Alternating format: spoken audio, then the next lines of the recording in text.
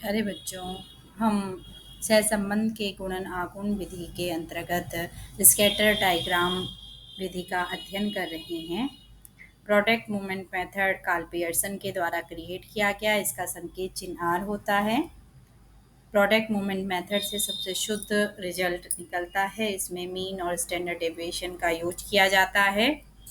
इसमें हम real mean method का अध्ययन कर चुके हैं। अब हम अध्ययन कर रहे हैं स्कैटर डायग्राम का।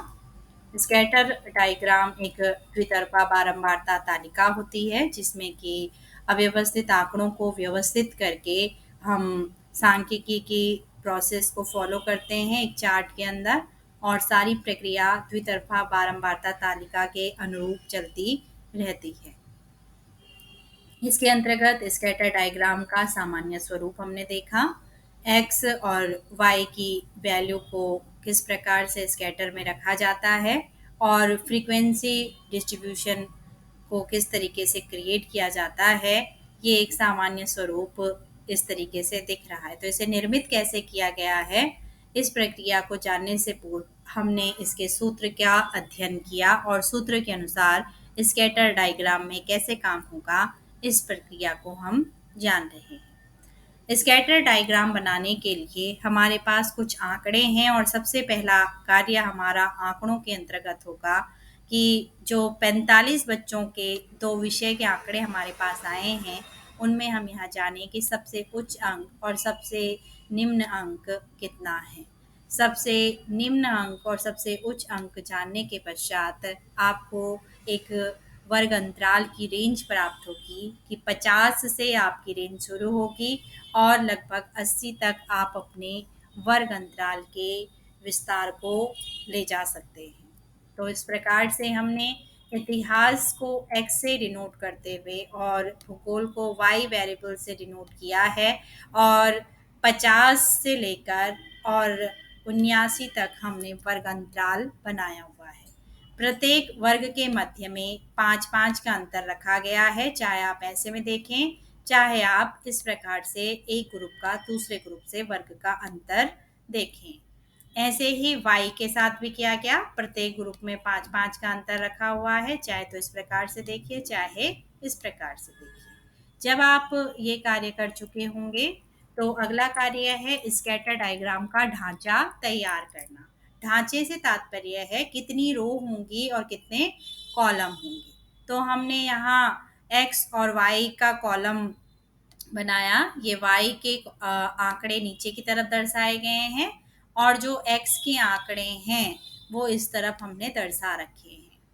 तो इस तरीके से अब जो भी क्रिया होगी वो इस स्कैटर के आसपास ही होगी। जैसे कि मैंने आपको अपने पिछले वीडियो में बताया कि x के आंकड़े यदि इस तरीके से लेफ्ट से राइट की ओर लिखे गए हैं, तो अब हमारा क्रिया होगा कि x का जो भी कार्य होगा वो हम यहाँ नीचे करेंगे। यानी फ्रीक्वेंसी यहाँ आएगा स्कैटर का, इसका एफ एक्स भी यहाँ आएगा, इसका आप एफ एक्स स्क्वायर कर रहे हैं तो वो भी यहीं आएगा। जो भी क्रिया करोगे या समेशन एफ एक्स वाई आप करेंगे तो वो क्रिया भी आपको कहाँ करनी है, यहीं पूर्ण करनी है। तो ये सारा जो वर्क नीचे की तरफ होगा वो किसके लिए होगा, एक्स वैल्यू के लिए होगा, ये समझना है यहाँ पे। और वैसे ही y जब हमारा इस तरीके से लेफ्ट साइड में डाउन से अप को लिखा हुआ है, तो अब y का कार्य भी क्या होगा, राइट साइड की तरफ होगा। चाहे हमें f निकालना है y का, चाहे हमें एफ वाई करना है, चाहे एफ वाई स्क्वायर करना है, या समेशन एक्स वाई निकालना है किसका, y का, तो सारा काम y का इस खाली जगह पे होगा। तो इस तरीके से एक ही जगह में हम पूरी सांख्यिकी के जो प्रक्रिया है उसको चलाएंगे। और जब हम अंतिम रूप से समेशन एक्स वाई निकाल रहे होंगे, तो अभी जब हम फ्रीक्वेंसी लिखेंगे इन खाली खानों में, तो इसके ही फ्रीक्वेंसी के स्थान पे हमें सारी क्रिया करनी है। कुछ अंक लिखाई दिखे होंगे आपको जब मैंने पिछला अपना लेक्चर लिया था और उसमें आपको स्कैटर डायग्राम का स्वरूप दिखाया था। तो कैसे वो अंक अंकित होंगे इसकी प्रक्रिया को जानते हैं। आप देख रहे हैं कि यहाँ कुछ संकेत चिन्ह बनाए गए हैं।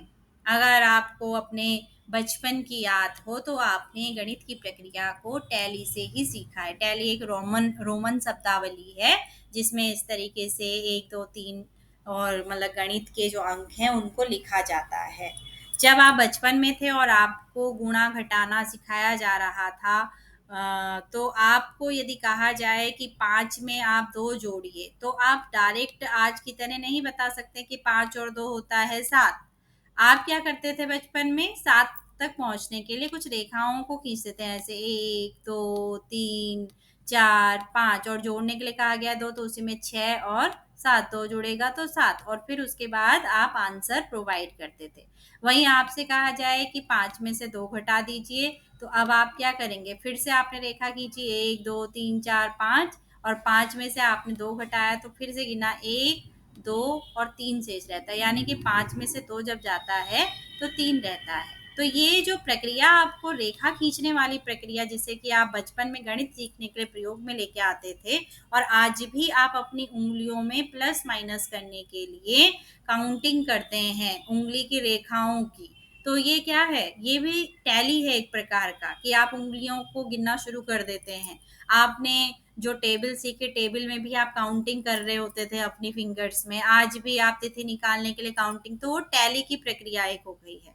तो वही टैली की प्रक्रिया को हमें जो अभी चित्र में हमने ये खाली खाना देखा है, इन खाली खानों में हमें प्राप्तांकों को लिखना है कि कौन सा अंक कितनी बार रिपीट हो रहा है और कितनी बार की फ्रीक्वेंसी एक्स के लिए आएगी और कितनी बार की फ्रीक्वेंसी वाई के लिए आएगी। अब हमारे पास जो बच्चों के प्राप्तांक है उनकी सूची भी होनी चाहिए जिसका अवलोकन करके यहाँ आप टैली भरते जाएंगे। तो सबसे पहले बच्चे की आप टैली लिखेंगे। तो पहले बच्चे का अंक है 50 इतिहास में और 54 है उसका किसमें? भूगोल में। तो इतिहास के अंक हमने किससे डिनोट कर रखे हैं? एक्स से डिनोट कर रखे हैं। और भूगोल के अंक को हमने किससे दर्शाया है? वाई से दर्शाया है। जो ऊपर के ये बारंबारता तालिका है या बारंबारता के समूह जो हमने लिखे हैं वो एक्स को बता रहे हैं और ये नीचे की तरफ जो लिखे हुए हैं ये वाई को दर्शा रहे हैं। अब हम देखेंगे कि पहले बच्चे को हमें टैली काउंट करना है कि कहाँ पे आ रहा है। तो हमारी तालिका जो एक्स की है हम देखेंगे कि 50 कहाँ आ रहा है, तो 50 आ रहा है 50 से 54 के बीच में। और वैसे ही भूगोल का 54 कहाँ पे आ रहा है, तो ये भी आ रहा है 50 से 54 के बीच में। तो यहाँ हम क्या लिख देंगे? एक टैली लिख लेंगे जो ये लगा रखा है मैंने यहाँ पे। तो इस बच्चे का हमने टैली अंक भर दिया है। क्या करेंगे? इतिहास का हमने देखा 50 कहाँ आ रहा है, तो 50 से 54 के बीच में आ रहा है और भूगोल का 54 आ रहा है 50 से 54 के बीच में। तो इस रेखा से सीधे नीचे आएंगे और जहाँ 50 और 54 भूगोल का है वहां पे हम एक टैली का संकेत चिन्ह लगा देंगे। फिर हम दूसरे बच्चे को देखेंगे जिसका 65 आ रखा है इतिहास में और 75 आ रखा है भूगोल में। तो हम देखेंगे एक्स की सीरीज में जाके कि 65 कहाँ आ रहा है, तो 50 से 54 के में भी नहीं है, 55 से 59 में भी नहीं है, 60 से 64 में भी नहीं है, लेकिन 65 से 69 में है। इसका अर्थ है एक्स के लिए ये वाला जो कॉलम है यही कहीं लिखा जाएगा। लेकिन कहाँ लिखा जाएगा इसके जानने के लिए हमें भूगोल के अंक का भी अवलोकन करना पड़ेगा। तो भूगोल के अंक आए हैं 75। तो आप जब नीचे से ऊपर की तरफ बढ़ते हैं तो देखते हैं 75 सबसे एंड में आ रहा है। तो अब आप क्या करेंगे? यहाँ आ रहा है 65, इस वाले में चलेंगे नीचे को और यहाँ आ रहा है 75, इस वाले को चलेंगे इधर से और यहाँ पे क्या लिख देंगे? एक टैली लिख देंगे इस तरीके से।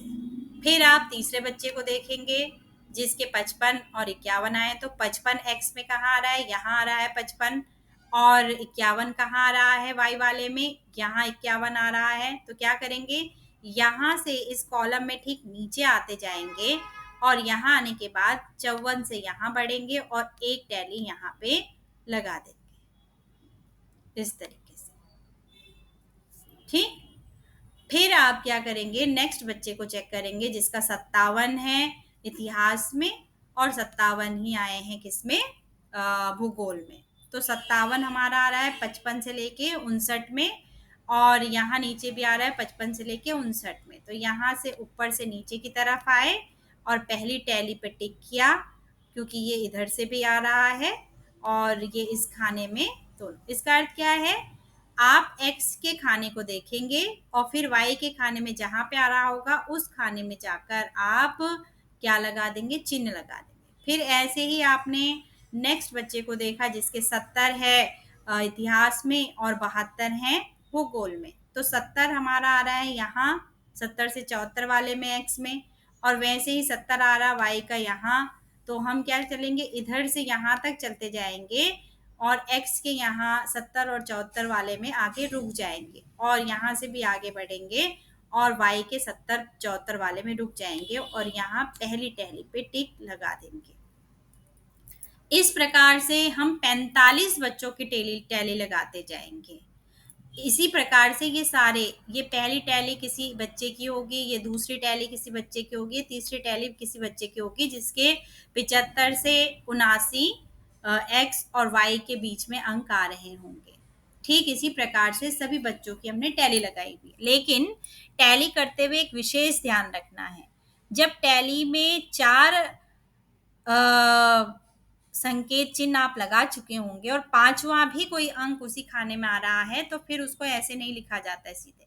पांचवा लिखने के लिए हमें क्या कर देना है, बाकी 4 टैली के ऊपर ऐसे उसको क्रॉस के चिन्ह के रूप में लिख देना है। तो ये संकेत चिन्ह है किसका, 5 का। जैसे रोमन में 5 ऐसे लिखा जाता है, तो ऐसे ना लिखकर क्या करते हैं, यहाँ पे इस तरीके से 4 डंडे जब पूरे हो जाएंगे और 5वीं टैली आ रही होगी, तो 5वीं टैली को उसके बगल में ना लिखकर या इस तरीके का संकेत चिन्ह बनाकर क्या करते हैं, इस तरीके से क्रॉस का चिन्ह या मैं कहूँ एक रेखा खींच देते हैं।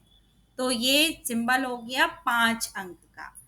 अब जब आप ये सारी प्रक्रिया 45 बच्चों के साथ में कर लेंगे, तो अब आपको नेक्स्ट स्टेप फॉलो करना है, टैली को अंक प्रदान करने हैं। जैसे ये 3 टैली यहाँ पे आ रखी थी, तो इसको अंक क्या दे देंगे, हम 3 दे देंगे।